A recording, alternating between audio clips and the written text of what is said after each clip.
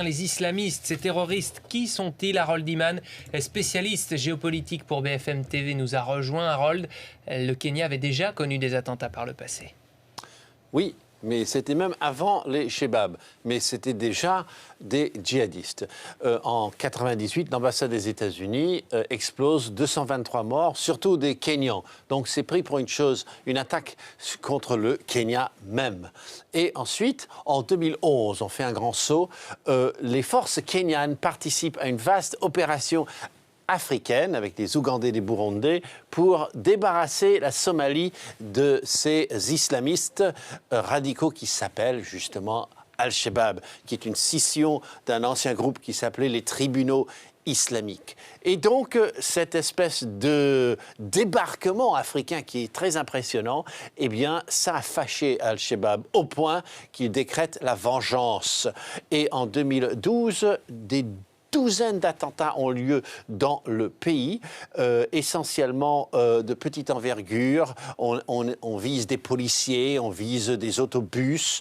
En 2013, des églises sont visées. C'est la vengeance d'Al-Shabaab qui a beaucoup de facilité à rentrer dans ce Kenya voisin, car il y a une minorité somalie déjà, donc ils peuvent se faire passer pour des Kenyans.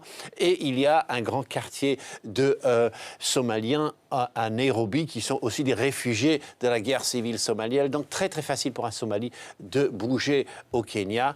Et bon, juste signalons pour être juste qu'il y a aussi des contre-attentats contre des cibles musulmanes dans le pays depuis quelque temps, ce pays qui est à 1/5 musulman. Depuis 2 jours aussi, Harold, les violences des djihadistes s'intensifient dans certaines régions du monde et il s'agit à chaque fois d'Al-Qaïda. Al-Qaïda ou proche d'Al-Qaïda ou qui voudrait être comme Al-Qaïda, on a le choix, ce n'est pas vraiment important. Ce qui est impressionnant, c'est la simultanéité de tous ces fronts, en plus de la Syrie, en plus de l'Irak, en plus du Mali. Alors, de quoi parlons-nous? Nous avons déjà parlé de Al-Shabaab et les Somaliens. Nous avons Boko Haram. Ici au Nigeria, il y a depuis 2 jours une bataille qui continue avec les forces de l'ordre. On est au-delà de 70 morts pour ce groupe qui a déjà enlevé des Français, soit dit en passant. Al-Qaïda dans la péninsule arabique, c'est-à-dire au Yémen ici, qui occupe plusieurs villages, eh bien le gouvernement en découle avec eux et ils sont morts. Il y a au moins 56 morts. Donc ça devient de la bataille rangée ici. Le gouvernement se défend. Et enfin, vous avez un nouvel ajout, l'Égypte. C'est-à-dire qu'au Sinaï, il y avait des islamistes depuis un certain temps qui attaquaient la police, l'armée.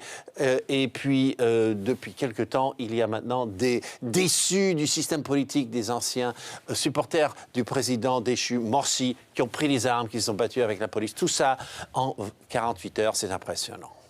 Harold Iman, merci pour cet éclairage.